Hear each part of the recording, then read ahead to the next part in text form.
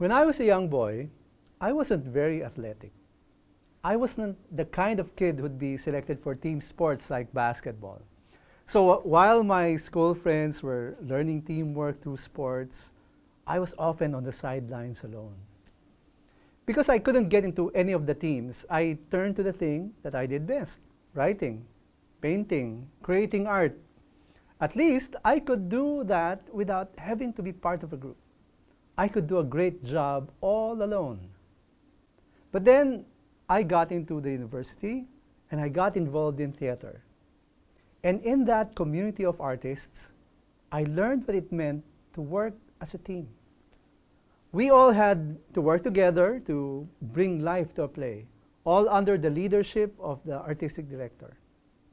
I came in and did the props, but I didn't feel like I was a lesser member of the team.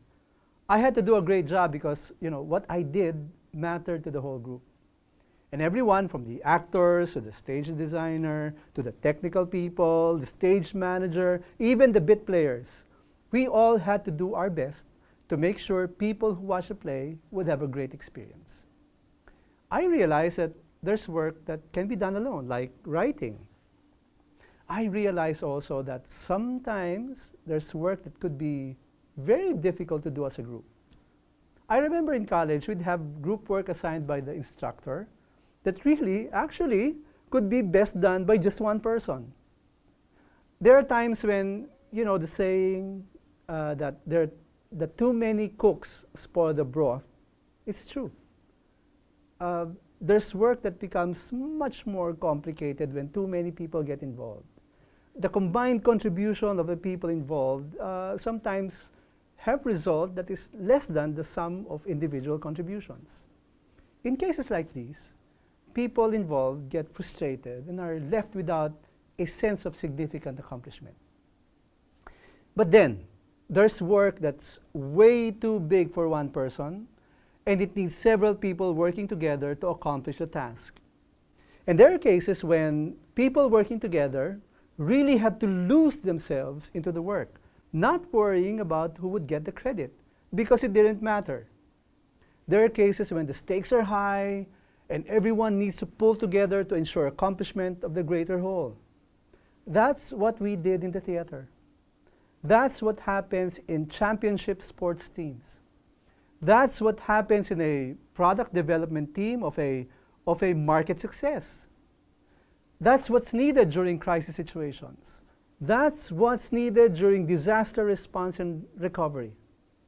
At the best of circumstances, a group of people work so well together as a team that they are able to accomplish so much more than the sum of all the contributions of each member of the team. There is synergy, a multiplication of what is accomplished when people work so well together. To work as one unit, as a body, that is the ideal that people who follow Jesus aspire for. The great thing is that among followers of Jesus, we are actually enabled to do that by a supernatural force.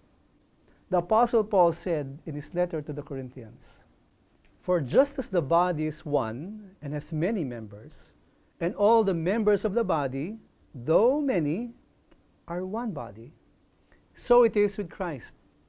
For in one Spirit we were all baptized into one body, Jews or Greeks, slaves or free, and all were made to drink in one Spirit.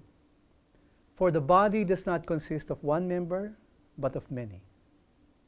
If you have the opportunity to become part of a great and worthwhile task that could not be done by one person but by many people working together at their best, become part of a team.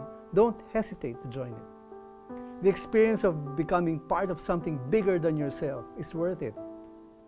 Remember that when doing a great task, especially by a great team, faith matters too.